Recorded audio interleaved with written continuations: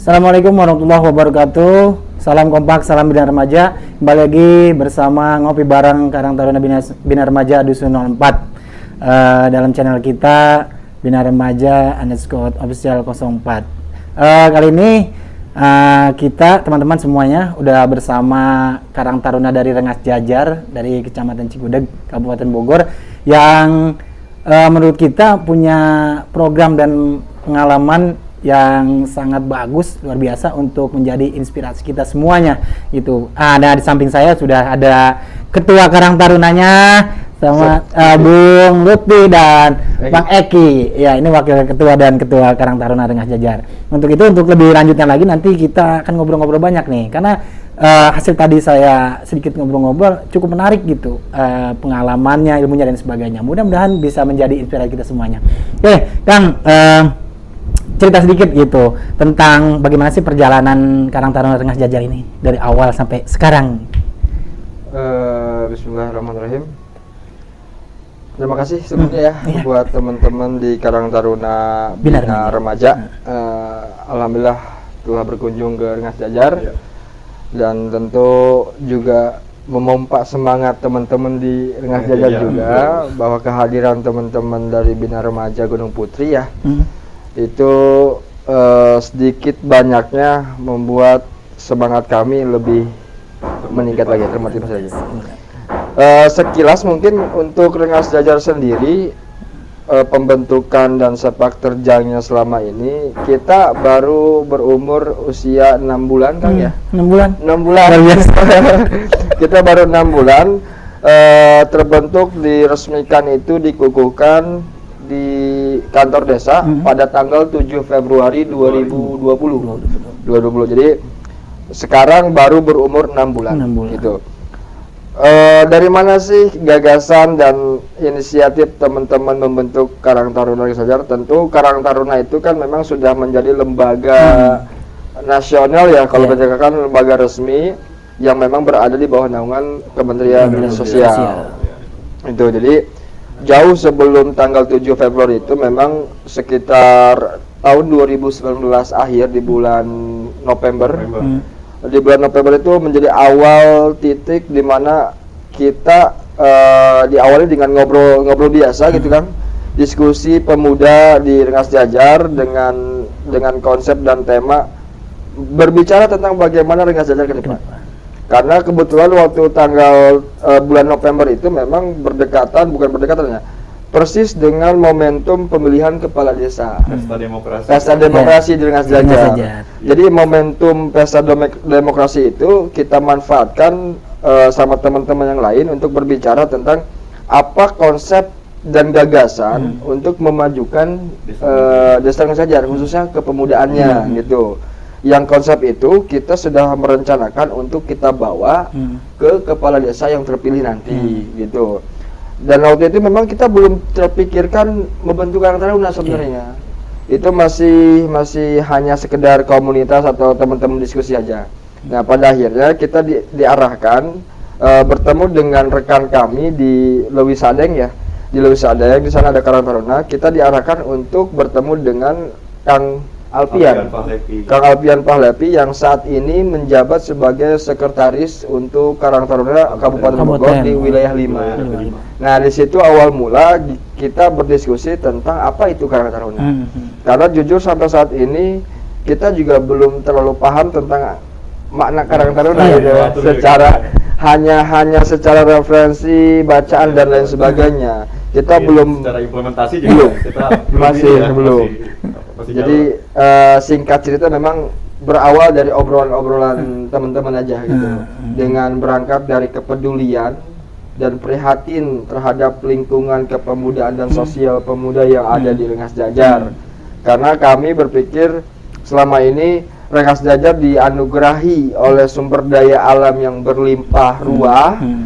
Namun kita lihat terdampak bukan terdampak sebenarnya. Jadi sumber daya alam itu tidak diimbangi dengan sumber daya manusianya gitu. Jadi kami cukup prihatin dengan kondisi masyarakat kita. Kenapa? Karena sumber daya alam itu kan terbatas. Ketika sumber daya alam yang berlimpah ruah itu tambang di mana-mana dan itu sudah ditutup, nanti kondisi nasib masyarakat seperti apa. Ditambah lagi memang keprihatinan itu tidak semuanya dimiliki oleh teman-teman pemuda. Artinya tidak banyak juga pemuda Rengas Jajar yang memiliki pemikiran yang idealis. Iya, gitu. Nah dari awal ngobrol-ngobrol gitu Kang, menyatukan semuanya pemuda di Rengas Jajar ini gitu. Dari dulu kan namanya pemuda itu ada ya gitu ya. Mungkin yang mempunyai pemikiran idealis dan sebagainya juga ada gitu. Tapi kenapa si akang-akang ini berani gitu untuk memulai sesuatu yang baru gitu? Kira-kira apa tuh apa yang melatar belakangnya itu? Silakan dulu. Kalau yang saya rasakan pribadi ya, jadi ya yang namanya pemuda gitu, apa sih itu pemuda? Kalau menurut saya sih ya ingin keterlibatan secara langsung gitu kan, berdiri di atas golongan gitu. Selama ini kan rata-rata ya pemuda kita belum belum bisa eksis, belum bisa muncul ke permukaan, masih malu-malu. Makanya saya juga sangat berbangga bisa ketemu nih sama ketua tahunan nih yang sekarang Kang Lutfi. Kita ngobrol-ngobrol terkait ke depan kita harus seperti apa nih pemuda Desa Rengas Jajar khususnya. Satu pemikiran ya, satu ide juga sejalan. Tadi juga kita saling berdebat, saling berbeda pendapat. Nah itu. Jadi uniknya memang kami itu tidak terlepas daripada konflik ya. Tidak terlepas daripada konflik, tapi justru ada slogan yang mungkin kita pakai juga, terbentur. Nah, jadi tidak semudah dan tidak seindah yang teman-teman lihat sekarang tentang keberadaan Karang Taruna Rengas Jajar. Karena bagaimanapun ketika ada sanjungan, ada pujian, tetap kami pun sebenarnya sedih gitu. Sedihnya ini luar biasa loh apresiasi dari luar, tapi kami sendiri masih merasa belum cukup baik lah gitu ya. Tapi itu tidak menjadi halangan untuk memotivasi kami. Dan memang tadi yang disampaikan sama Kang Eki, ini teman-teman seperjuangan selama setahun ke belakang nih di kepemudaan, kita beberapa kali konflik dan berdebat. Itu tidak sedikit. Itu masalah apa tuh? Itu masalah organisasi, masalah lembaga, karena beda paham. Gitu. Tapi itu tetap pada akhirnya itu akan sepaham lagi. Kenapa? Karena kami sudah tekad, sudah sepakat bahwa perbedaan itu pada akhirnya harus kita satukan dan harus kita samaratakan, kita satukan lagi dengan satu tujuan. Karena organisasi yang mungkin kita pahami itu disebut organisasi karena berkumpulnya badan dan orang-orang yang dalam satu wadah itu. Jadi organisasi itu kan punya tujuan, dan tujuan itu yang harus kita pegang sebagai sebuah prinsip. Meskipun kita berbeda dalam pandangan, dalam pemikiran, tapi kita harus tetap satu tujuan. Nah itu yang mungkin jadi bahan ini. Nah terus karena organisasi itu harus ada tujuan kan ke depan gitu kan. Nah kira-kira ke depannya nih dari akang-akang berdua ini ada sebuah mimpi apa gitu untuk Karang Taruna Rengas Jajar ini? Yang pasti untuk tujuan lembaga, secara lembaga yang sesuai dengan kesepakatan dan mufakat musyawarah bersama Karang Taruna, cita-cita kami bagaimana keberadaan lembaga Karang Taruna Rengas Jajar ini tidak hanya sebagai lembaga yang organisasi atau namanya ada, tapi tidak hadir di masyarakat. Dirasakan manfaatnya. Kami ingin lembaga Karang Taruna ini benar-benar hadir dan memberikan bukti konkret, bukti nyata bahwa Karang Taruna ada untuk masyarakat dan mereka peduli terhadap pemberdayaan potensi. Itu. Kenapa? Yang kita sasar itu ke pemuda. Kenapa pemuda? Karena memang kita sama-sama tahu bahwa subhanal yaum rijalul ghad, bahwa pemuda hari ini adalah pemimpin buat masa depan. Itu pertama. Yang kedua, ketika kami punya cita-cita ingin merubah Rengas Jajar yang tadinya kita rasakan tertinggal dengan daerah-daerah lain, khususnya dari kreativitas, pemikiran, gagasan. Kami ingin merubah di masa yang akan datang tentang kepemudaan Rengas Jajar ini menjadi Rengas Jajar yang jaya, Rengas Jajar yang lebih baik, yang lebih maju dari segi pemikiran, dari segi usaha, kesejahteraan dan lain sebagainya. Dan kami yakin bahwa tidak mungkin itu bisa tercapai kecuali perubahan itu dimulai dari diri kita sendiri. Benar. Nah, alhamdulillah Allah takdirkan saya beberapa tahun ke belakang, mungkin bisa dikatakan 1 tahun ke belakang, saya dipertemukan sama teman-teman dan orang-orang yang pemikirannya sama, sepaham dan punya daya idealis yang kuat juga gitu untuk berkorban. Karena kami yakin bahwa apa yang kita perjuangkan saat ini, baik atau buruknya, kita sedang menanam. Iya, luar biasa gitu. Nah, flashback ke belakang, perjalanan anak muda gitu kan, anak muda terutama Rengas Jajar nih ke belakang kemarin gitu kan. Sekarang kan ya titik baliknya dari sini nih, mudah-mudahan ke depan lebih bagus lagi, lebih baik lagi kan, lebih maju lagi.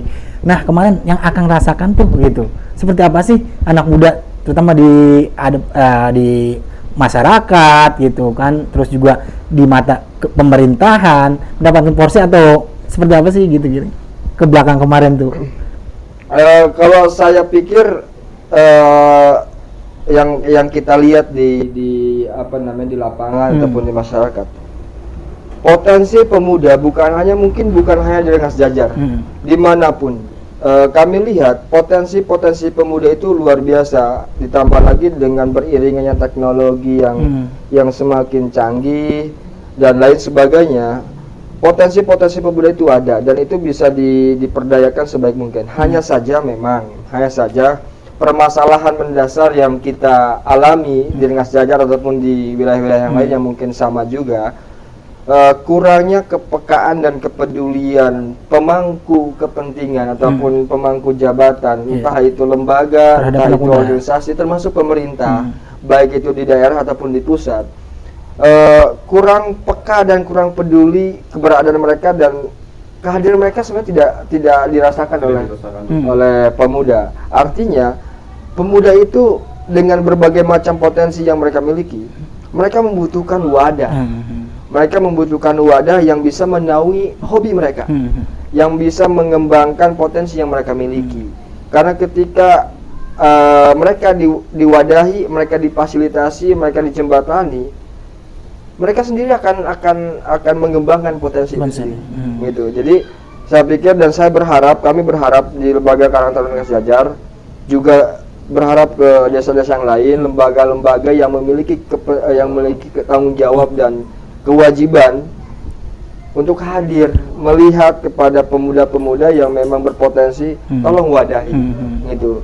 Ajak mereka berdiskusi, ajak mereka berbicara, apa gagasan yang selama ini menghambat mereka sehingga mereka tidak pasif. Dan satu lagi mungkin yang terpenting, pemuda itu punya hobi. Bagaimana caranya hobi mereka tidak hanya sekedar hobi, tapi hobi yang bisa menciptakan sebuah prestasi. Itu yang mungkin kami pikir.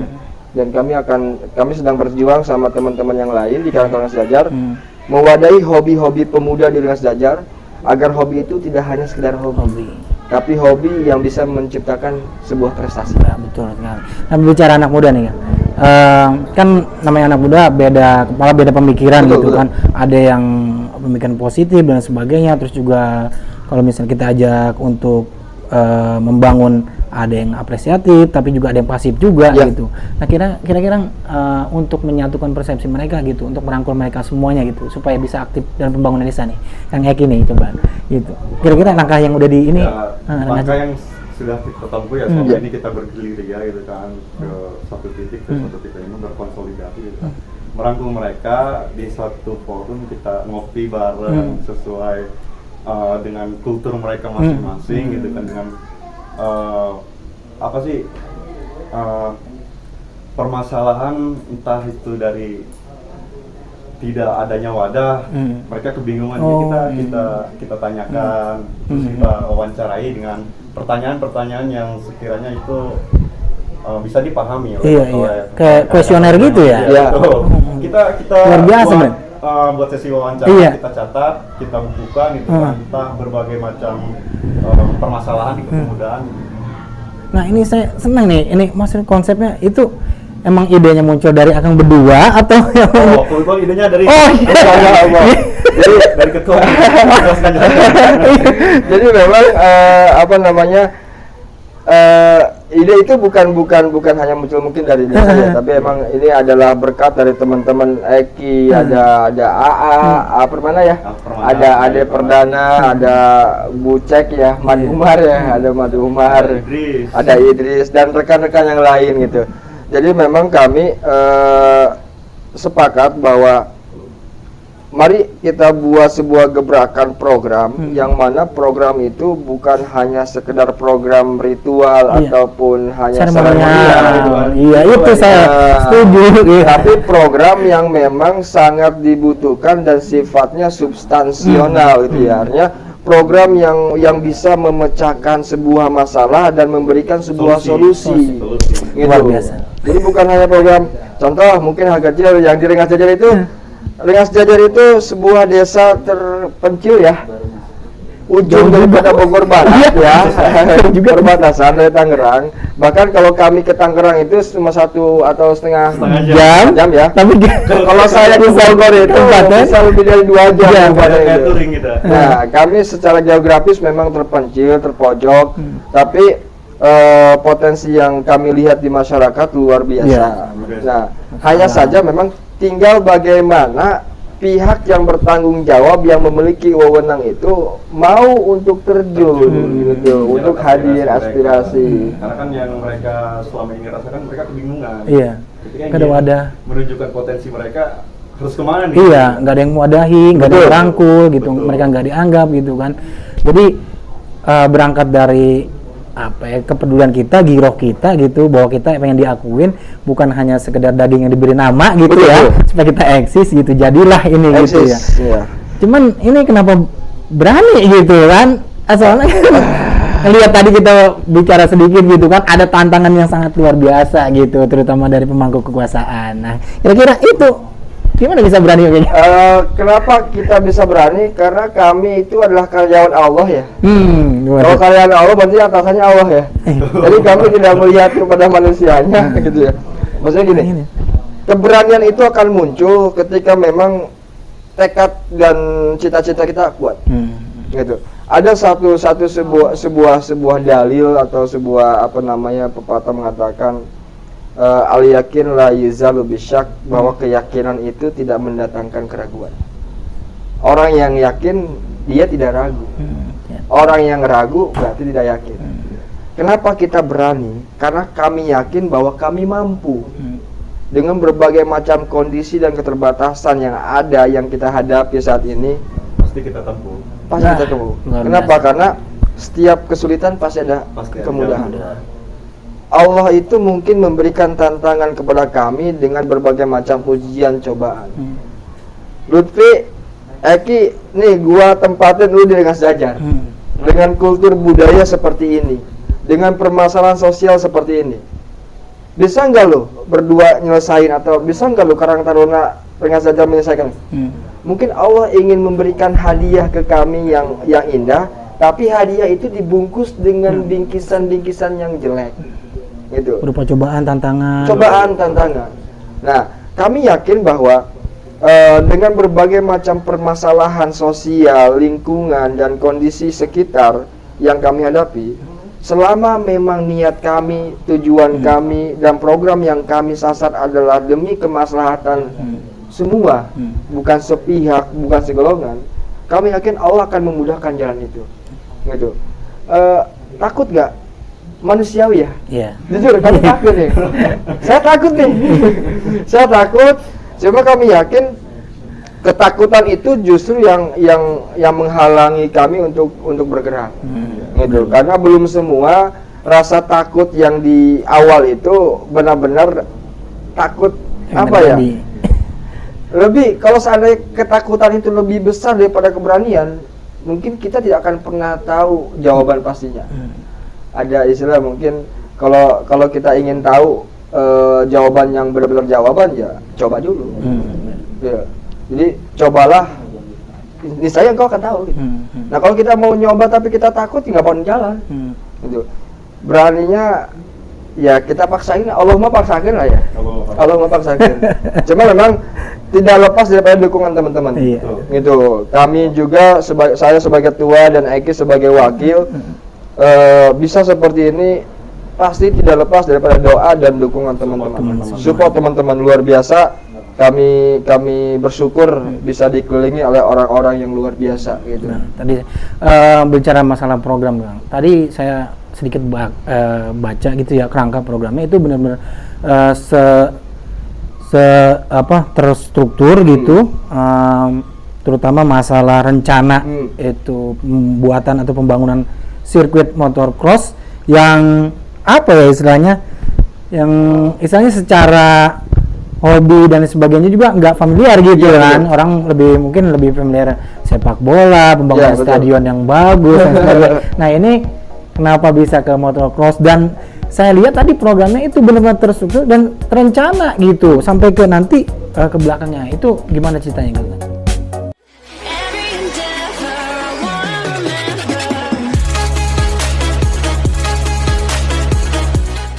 Jadi kenapa kok kita mengarah ke motocross? Dari masalah itu kita angkat, lalu kita rangkai masalah-masalah itu, kita racik sehingga timbullah program.